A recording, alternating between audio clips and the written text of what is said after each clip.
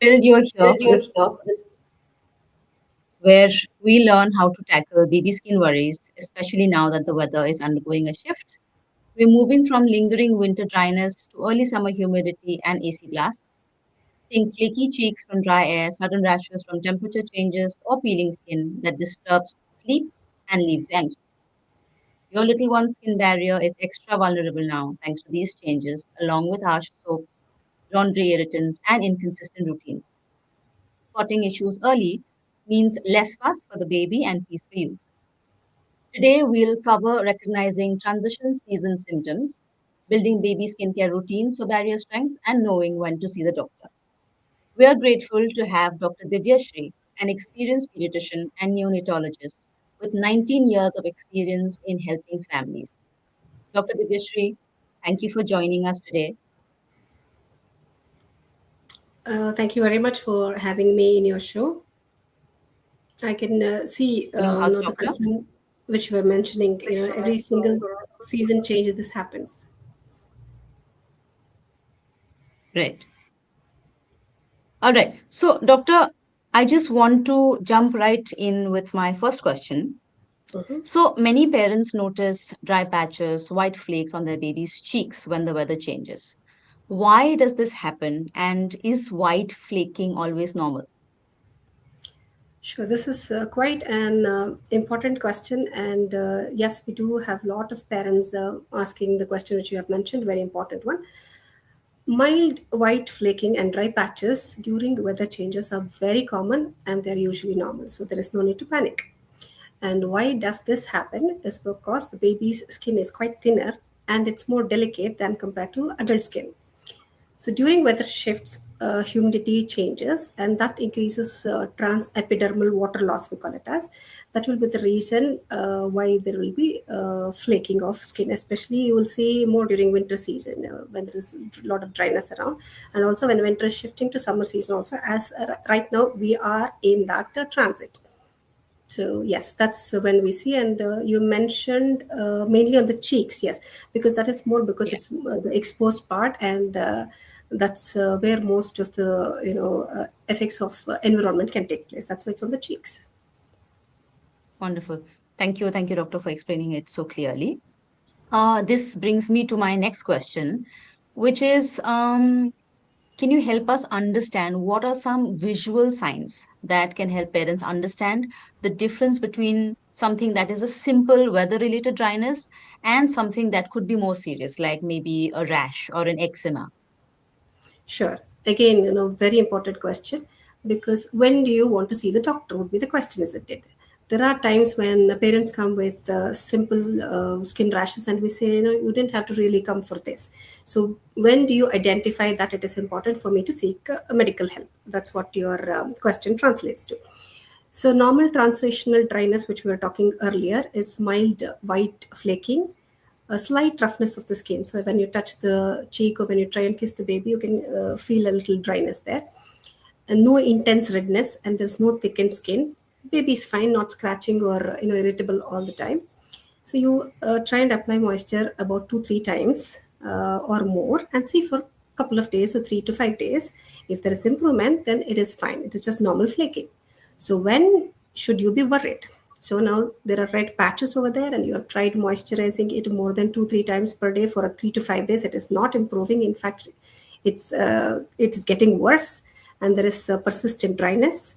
And the baby starts rubbing, itching, and scratching. You can see thickened layer of skin. Sometimes you see in some of the kids, exposed cheeks will become a kind of black, thick leather-like consistency, and tiny fluid-filled bumps. There is family history of allergies. So these are the times when you definitely need to seek medical help. Right. Okay. All right. So, doctor, just changing gear to the weather, right? Like we said, this is Mhm. transition time. So when families shift from heaters, right, during winters to air conditioning during summers, so Mhm. how does that transition affect a baby's skin barrier? Yes, weather shifts definitely disturb the skin barrier, and there are three different ways how it disturbs.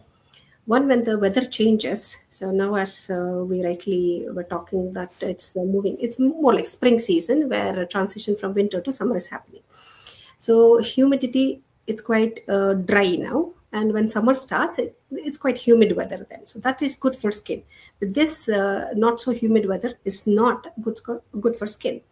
So heaters and AC, they both reduce indoor humidity. So when humidity is less, skin tends to get bad.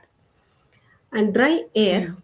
moisture from baby skin. So if you're using a heater in a room, you can see the air is dry because it's winter. You put it on, but then skin starts getting worse. So that's one thing. Second one is temperature extremes can also cause changes in dryness in the skin. For example, there is warm indoors, outside it is cool, and the cool AC rooms, and then you switch outside. So a lot of variations. The skin cannot, take this and change itself. And there is reduced natural oil production in the cold weather. So if we know, we in South India we celebrate Sankranti, where we eat oily food, yellow we call it as. So Yeah. that the main reason for including that, which has got nuts and till seeds, is to improve the oil in the skin. So our people of our older generation, they knew this is the time when skin starts getting dry. So let's include more oil. There is less of production of sebaceous fluid in winter. So this cold weather, as we're telling, sebaceous gland activity is less, and hence more dryness. Eating oil-rich food will increase the oil in the skin. That's very interesting actually, doctor, because it shows that people before us, they knew, Yeah, what they were doing. All right. absolutely. So that brings me to a slightly technical question, doctor. We've heard a lot about, pH level, right? So could you help us understand what is an ideal pH level for a baby's skin? Sure. So, baby skin pH. pH is a technical word, as we know. It defines the acidity of a surface or a solution or any product for that matter. So, ideal pH is about 5 to 5.5, which is actually acidic. This there is mild acidity, we call it as. This ideal skin pH will support good skin bacteria, prevents harmful bacterial growth, it reduces water loss, and maintains the skin barrier strength. When we use alkaline soaps, means the pH of which are 9 to 10, this acid mantle on the surface gets disrupted, which can lead to dryness, flaking, increased risk of rash, and eczema flare ups. When I say eczema, it is severe dry skin flare ups. So that's why it is important when we talk about maintaining a good acidic pH for baby skin, especially. Right. So you said, oh, healthy pH would be between 5 and a 5.5. That's Is right. this especially extra important when, seasonal change happens? Mhm. Absolutely. See, seasonal changes, as we were discussing earlier, is the time when skin is, having a difficult time. So it is even more important that we are very careful which skin products we are using, especially in babies, because they are very sensitive to the change of weather. As we know, the baby's skin loses more moisture compared to an adult skin, so it gets more dry compared to adult skin. And also skin is very important in maintaining reduced infection and improving immunity. That is something which we will not think easily. The skin, when the skin barrier is damaged, it can lead to sensitization and can lead to a lot of allergic conditions, including asthma, allergic rhinitis, a lot of gut related problems as well. So the good the skin is, the good the immunity and good the health is. So that way, skin will act as a gateway to health. I could say, if that wouldn't be wrong. Right, right. Doctor, you mentioned that a baby will lose more moisture than an adult, right? The Mhm. skin does that. Yes. Why exactly does that happen? Baby's skin is very different compared to an adult skin. It has got very sensitive layer, and it is very porous compared to an adult skin. So when the porosity increases, there is a lot of loss of water through the skin. Right. Okay. Okay. Great. Thank you so much for answering that. All right. So I just want to take a quick break from this discussion. And I want to Sure. tell, parents that we are taking live questions in this session. We've already started receiving a few questions. And Doctor, I want to start off by asking a question that a parent has asked us. Her name is Tara. This is her question. The skin on my baby's face feels rough but is not very red. Should I be worried about eczema starting? Okay. First of all, there are quite a few things I would want to know, to be honest. The age of the child, and sometimes introduction of milk can cause a temporary rashes on the face. In kids with milk allergy, it can be mild, moderate, severe. So allergies can be a cause. So it may not just be a simple, straightforward weather related. From the Hmm. information, from the bit of information we've got, I would say you can try and moisturize the skin 3 to 4 times a day with a very good moisturizer with a very good skin pH between 5 and 5.5. Soap and cream can be used. As we said, 5 to 5.5 pH soap and similar good skin product. So use it for a few days, and if improvement happens, then it could just be because of the change in weather. If there is no improvement, or if it tends to get more worse and more redness starts developing, then definitely it's time to visit your doctor.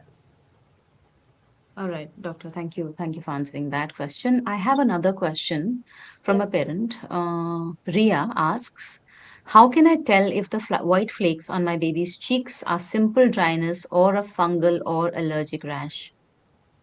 Okay, I think we did cover this at the beginning Yes. of the session.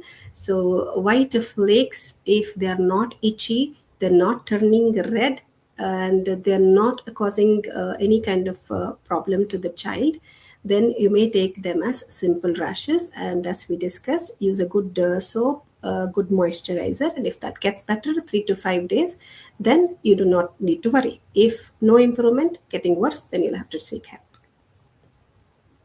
Awesome. Awesome. Thank you, doctor. All right. So I want to shift back to my earlier line of questions that I had. I have a few more questions that I want to tackle in this session. So my next Sure. question to you, doctor, is what is the ideal bath routine for babies with weather sensitive skin? Like, should parents adjust bath frequency according to seasonal shifts? Yes, again, very important question. So in my clinic, we do have grandparents and parents having an argument over this. What should be the ideal temperature? Because if you say my grandmother used to put very hot water, that was during those days. Hot water is the standard. Put warm water and wrap the baby well and put it to sleep. It's going to sleep for 3 to 5 hours straight. Things have changed since then. So now we say lukewarm water is ideal. Too much hot water can cause kind of scalding, and it can cause a lot of irritation to the skin. So that is should be avoided. So hot water, it also strips natural oils and it worsens dryness.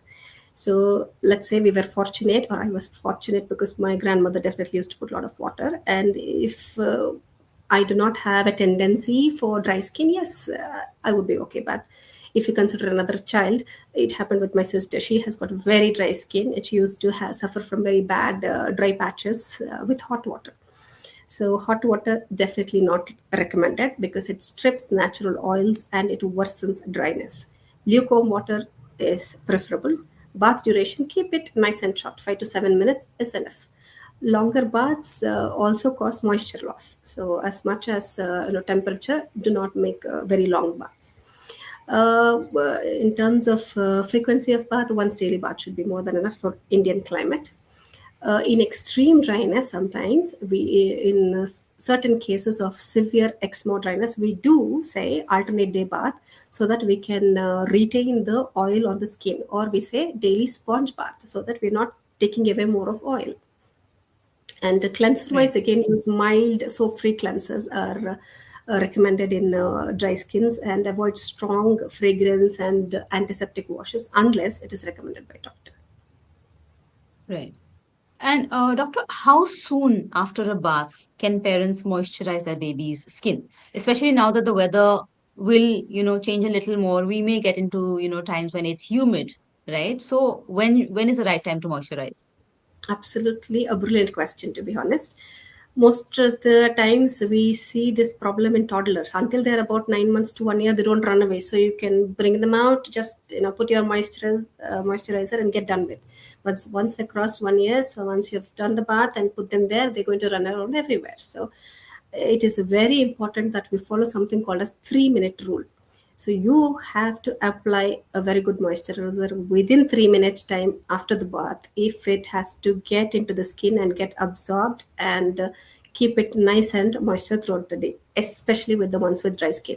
So there are a lot of people. So whenever we're explaining to parents whose children suffer from dry skin, we emphasize the fact that when it is warm and wet, 3 minute rule, within 3 minutes you have to get done with and then send your child to play. You don't want them to roaming around for 5 minutes and then come back and you are going to apply the moisturizer on the dry skin. It's not going to do any good. Mhm. So make sure you follow the 3 minute rule, and remember, wet and warm, it will absorb and lock in that hydration. Yes, that was the answer for that question. Wonderful. I think that's going to be very easy for parents to remember as well, the 3 minute rule. Hopefully that will, help children, battle dry skin. So, doctor, you spoke about, how hot water can give babies extreme dry patches, etc. Are there any specific ingredients that parents should look for when they're buying products for their babies? Ingredients that would maybe help soothe those dry patches? Yes. See, nowadays there is a lot of information in the social media or the TV, reels. So everywhere it's like we call it as information diarrhea. There's so much of Yes. information. It's very hard to take a decision what to buy and what not to.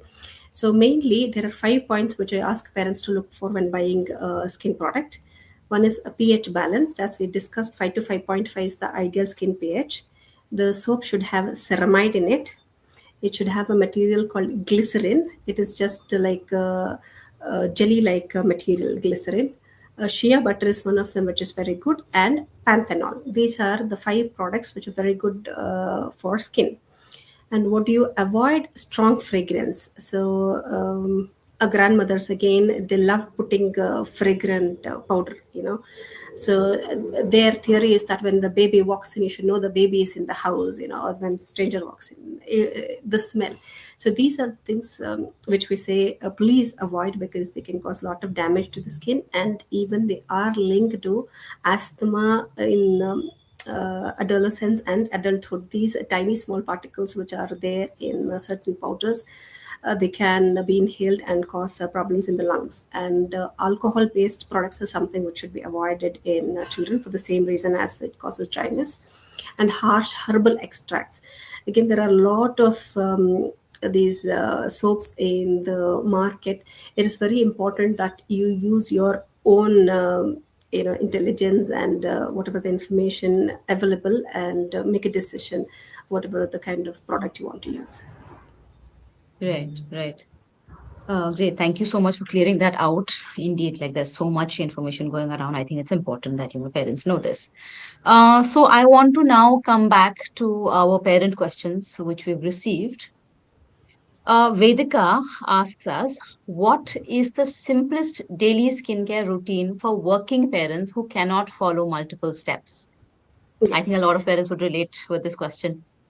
Absolutely. As a working parent myself, there were times, I mean, my kids are grown up now, but it's a very difficult to, do everything that a non-working parent could do. So I will definitely give you that answer in a minute, because I've got few points on that. I've jotted down somewhere. Let me have a look. Sure.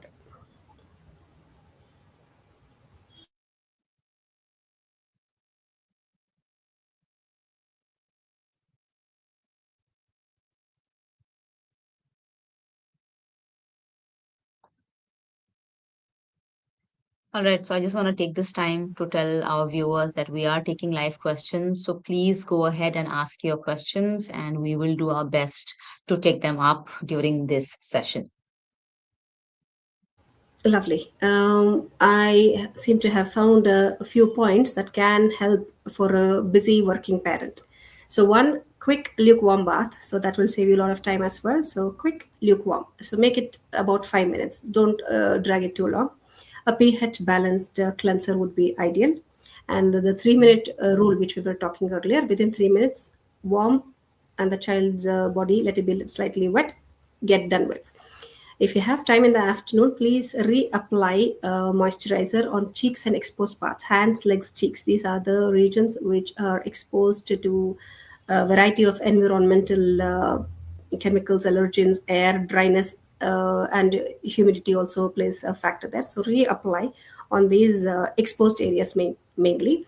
Night, when you come back after you have done all your day's work, lie down. When you're lying down, gently wipe the body of the baby, and again apply a layer of moisturizer. That way, at least you'll be doing twice a day. That's much more easier for a working parent. Amazing, amazing. I think this should be a very, very doable routine for parents. Doctor, I have another very interesting question.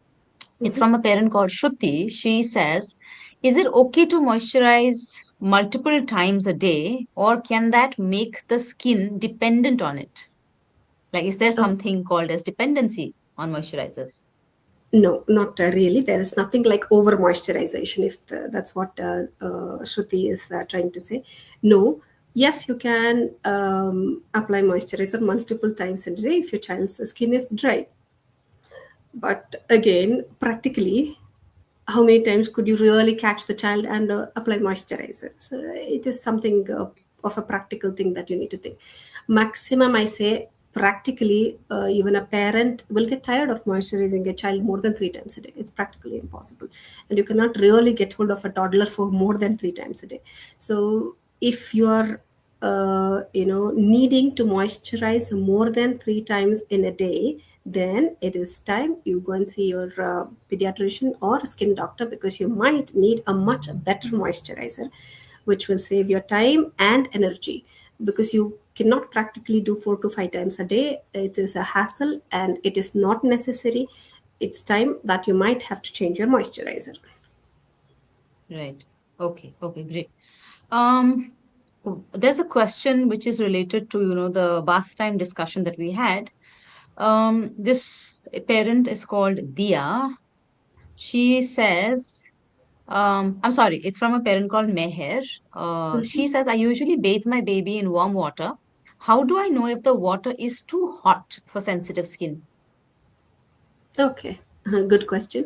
I mean, usually we give them a rule that you put your elbow in the water, and if you feel comfortable with that amount of heat, I think that should be okay for the baby.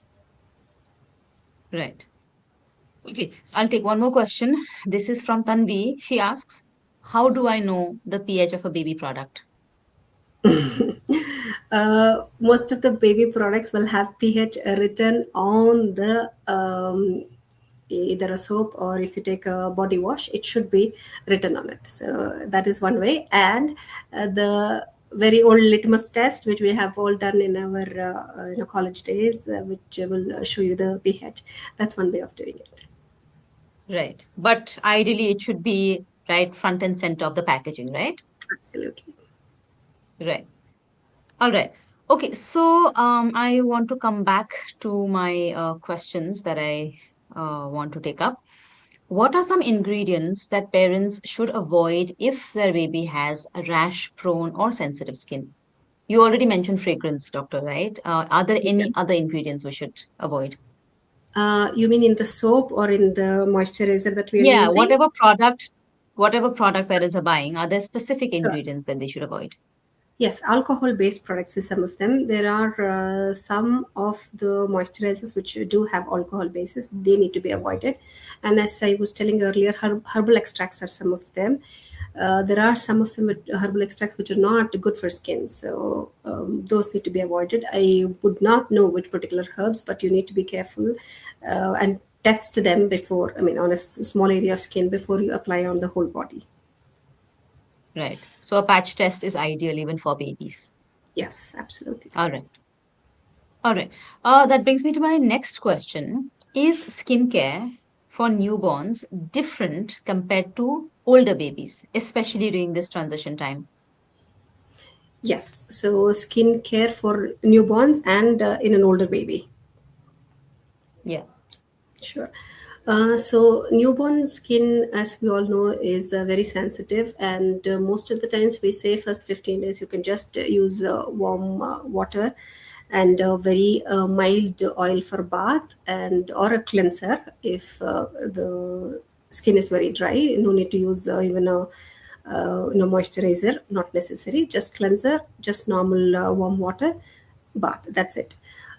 In an older child, we would have to use a good pH balanced soap and a moisturizer. Especially a child who runs around, a toddler will go out in and exposed to a lot of environmental chemicals and variations in the temperature. Unlike a newborn or the first 6 months where they're just lying down in a cradle and not exposed to a lot of variations in skin. So toddlers and older children need more moisturizing compared to newborns or little ones who are not that much mobile, and hence they are not they will not have more impact of a dry skin. Right. All right. So that brings me to my next question, doctor. Do rashes cause itching or sleep disturbances in babies? Uh, yes, they do. Um, there have been cases of little babies brought to the clinic with uh, crying without reason. So then we examine another a few things which we look for, and we there were a couple of times when we have seen very bad patch of skin or a lot of dry skin on the cheeks, bum area, knee, and elbows. So these little babies will not be able to obviously voice whatever they are going through, and the only thing they do is cry. So yes, skin dryness can cause, especially if it is severe, allergy and irritation, and the parents come with not settling kind of baby, crying all the time, my baby is always in a mood and things like that. So as good as that we check health, it is very important that we look at the skin too in such babies. Right. Right. So, doctor, is there any reason why babies get rashes in these areas typically? See, there are quite a few stages in life where we look for dryness in skin. So, one at birth. So, after that, once a routine is set, at 6 months, we start weaning the child. So, they will start introducing solid foods. This is the time when, in our country, because of traditional practices, there are households where they do introduce cow's milk. Cow's milk is something which can again trigger allergy, and these kids come back with the dryness. So they were doing very good for first 6 months with the setup with proper moisturizer, no issues with skin, and suddenly 6 to 7 months, parent comes with, oh, I don't know why dry skin has started. So again, it's very important that we look into the food chart and what are the foods they are into and what to start, what not to start. And nuts is another reason. So again, grandmother's old rule, give grains and nuts and everything, whatever possible in that little ragi porridge that they make, or rice porridge that they make, which again, with careful history taking, we'll get to know that a trigger for nuts can happen, which they come with skin problems. So generally 0 month and 6 month is something which I say we need to keep an eye. And again, after the birthday, so after 1 year, they start eating all kinds of food from outside, including chocolates, junk, and things start. And this again can lead to changes in skin. There are particular skin conditions which get worsened by eating sweet chocolates and bakery products. There's something called as papular urticaria, so they come with very bad itchy papules. mainly because of food itself. So these three phases, I would say, are very important. So at birth, 6 months when weaning starts, and 1 year and above, where introduction of junk and sweets and chocolates happen. Right. So just like we do patch test for new products, maybe we should Mhm. try and do a little bit of go easy with food as well, right? Absolutely. Right.